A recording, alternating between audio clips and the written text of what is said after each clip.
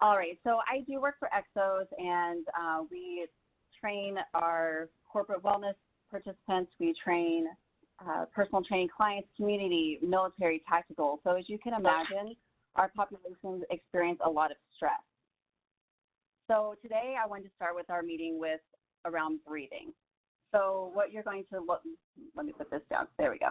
All right, so breathing is really the only visceral function that's both voluntary and involuntary. So this is something that we do every day, so it seems kind of odd to focus around breathing. But what we really need to do is focus on the depth of your breath. So whenever you get stressed, your breathing tends to become shallow and it becomes rapid. The reason why is your heart rate is increasing, so your sympathetic system activates. So whether it's good or bad stress, your body and mind cannot differentiate between the two. So your body immediately goes to shallow into that fight or flight. Now, when you exhale, that's the release of tension. That's the slowing of your heart rate, and that's the parasympathetic system. So when we focus in on our breath, it actually helps to reduce our heart rate, and then over time, it actually reduces your blood pressure. So I'd like to begin with a quick breathing exercise. So as we inhale, I want you to focus on filling your belly with air. So your shoulders shouldn't just lift up, but your belly button should actually pull away from your spine. So imagine you're filling a glass with water, so your belly fills up, and then as you exhale, you're slowly going to release that breath, slowly pulling the belly button in towards the spine. So we'll do 3 rounds of deep breaths. Inhale through the nose, 6, 5, 4, 3, 2, hold, 4, 3, 2, release, 10, 9, 8, 7, 6, 5, 4, 3, 2, inhale, 6, 5, 4, 3, 2, hold, 4, 3, 2, exhale, 10, 9, 8, 7, 6, 5, 4, 3, 2, inhale, 6, 5, 4, 3, 2, hold, 4, 3, 2, exhale.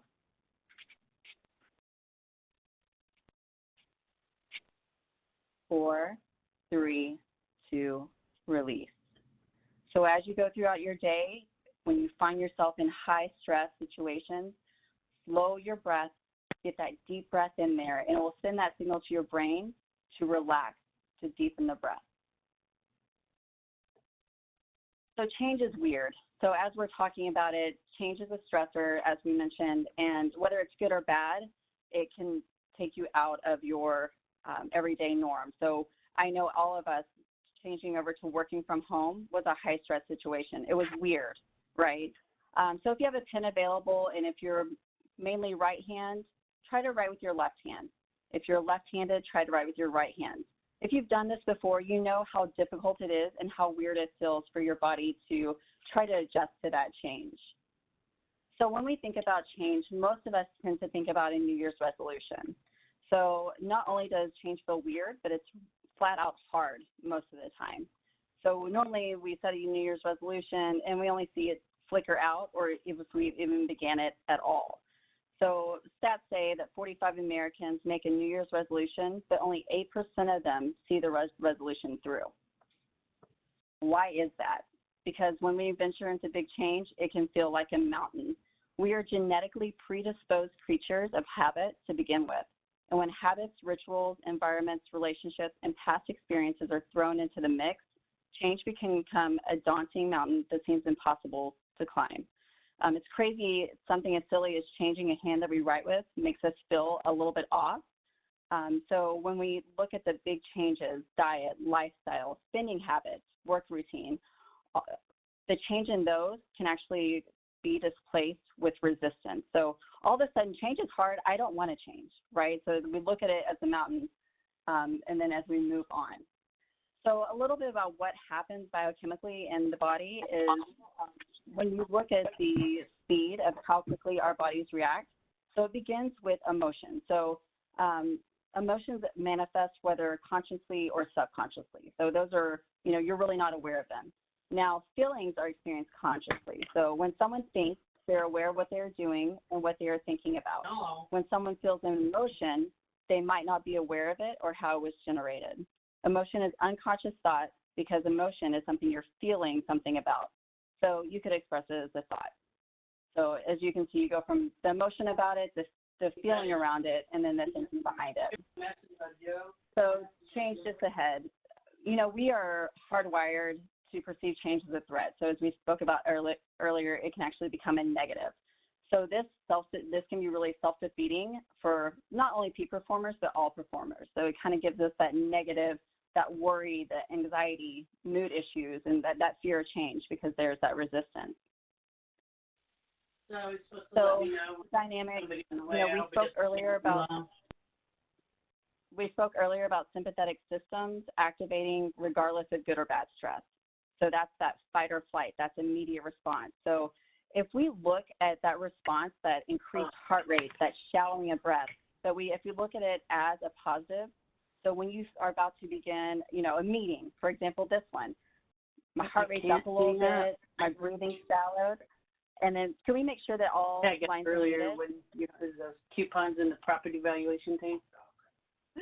All right, so we'll continue. So as you do that, if you look at those changes in your body, if we can look at those as actual assisters, so it's just assisting our mind, it's assisting our body to get ready for performance. So you must learn to be resilient in the face of change. And honestly, you're your own worst enemy when you approach with a negative mindset. So just having a positive mindset and looking at the changes in those as a positive thing can have a huge influence. So resilience. So we're talking around resilience, and this is your ability to cope in spite of setbacks or barriers or even limited resources. It's a measure of how much you want something and how much you're willing or even able to overcome the obstacles to get it. So it has a lot to do with your emotional strength.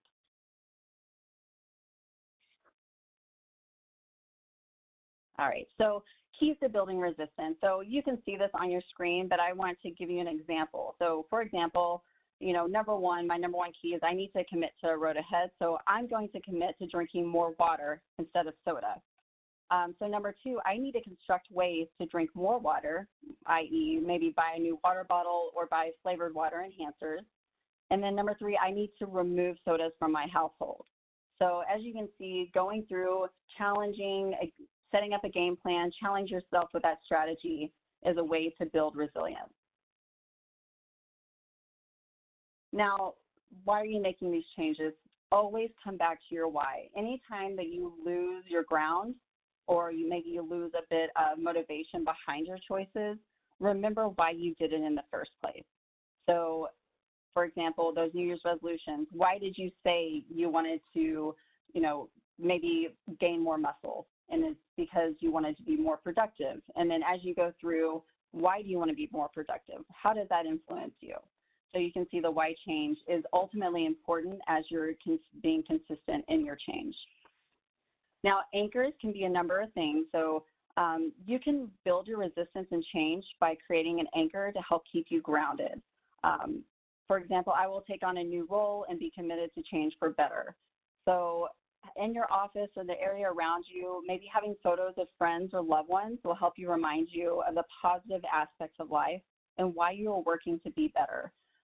Tokens, even such as coins or even a bracelet to remind you of this change and to stay committed. So when it doesn't become, the forefront of your mind and other things take priority, having those trinkets or those reminders in place can really keep you on track.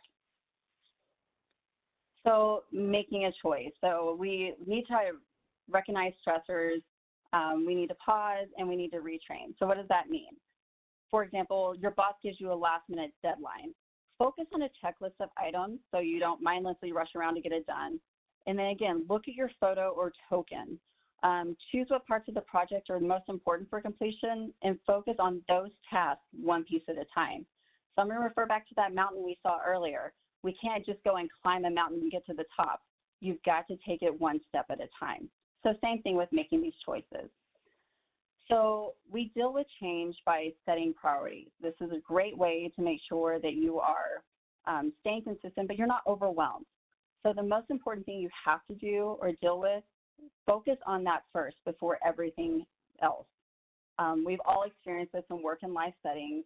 You have multiple deadlines coming up, multiple projects going on.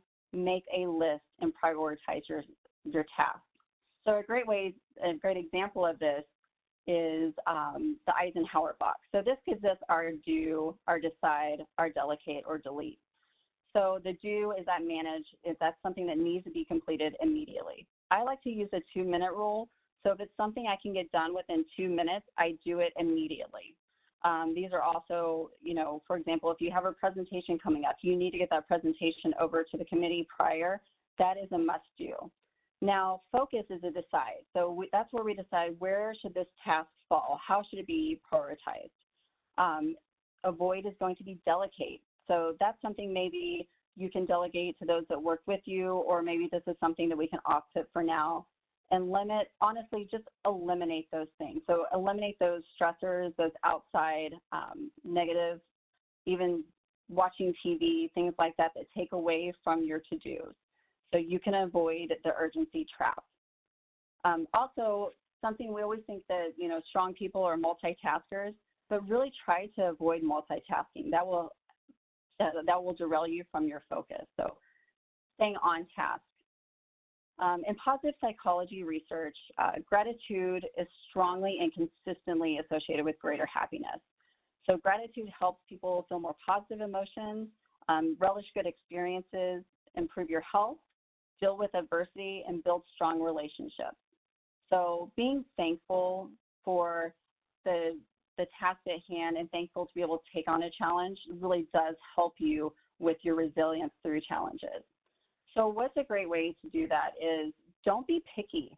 So that means be grateful for a lot of things, and then you can find gratitude in your challenges.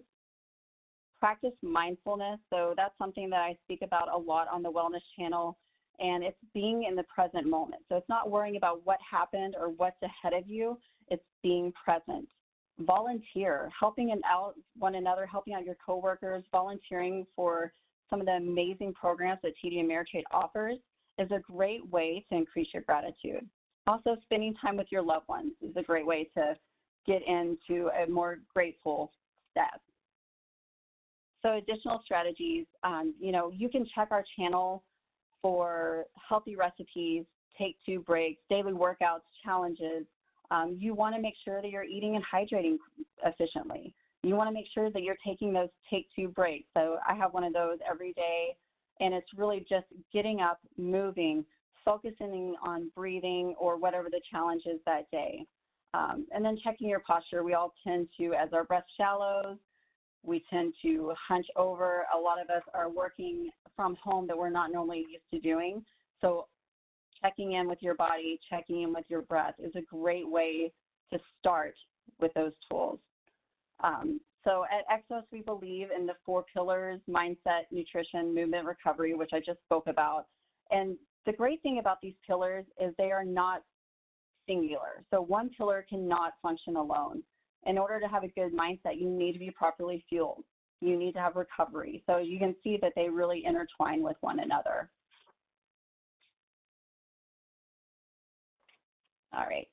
So some takeaways.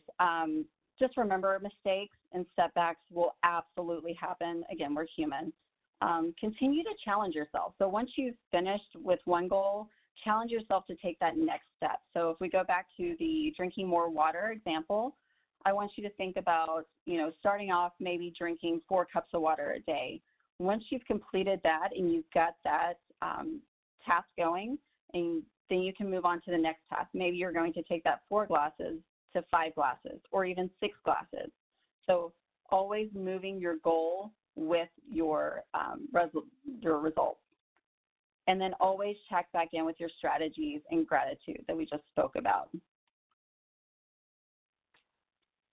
So again, just to wrap up, change is hard, but change can become easier if we create a habit of change. Habits are formed by repeating action until it becomes autonomous. So it means something that we don't even have to think about. We're going to develop a habit of change by leveraging our reaction to uncontrollable change. Starting with small controllable changes, so maybe that 4 glasses, we are going to practice and repeat the strategies of preparation and adaptation. So we know that it takes about 21 days for something to become a habit. So go ahead, set that expectation, prioritize your list, what's the most important to you. Let all of that outside noise and distraction go to the wayside. And through this practice, you'll build a habit of change so you can begin to tackle bigger and more significant changes in life. So again, always refer back to the hashtag wellness on the Slack channels. And, you know, we have these tips for you. I do want to finish up before we get to our questions or discussion with a guided meditation really quickly. So when we think of meditation, it's very difficult to sit in one spot and not let your mind wander. So I want you to close your eyes. And again, I can't see you, so I'm going to trust that you're doing this. But go ahead and close your eyes, drop your shoulders away from your ears, and then try to completely take all thoughts out of your mind. All you're focusing on is the breath coming in and the breath leaving your body. Now, as those thoughts come in, I want you to imagine that you're standing beside a busy roadway, and your thoughts are these cars, and they're speeding by you going different directions. So if you step out into that road, you'll be taken away. So what you're going to do is you're going to step back from the traffic, and you're just going to watch them go by you, focusing in on only your breath. Everything else becomes completely silent around you. Focus in, take a deep breath in, and exhale. Deep breath in and exhale. Deep breath in, exhale, inhale, exhale. Last breath in and exhale. Thank you guys for letting me speak to you today and getting to discuss some of these great changes that we can make and ways to approach change. And so it's not so scary and overwhelming, but ways that we can control our body's reaction to it.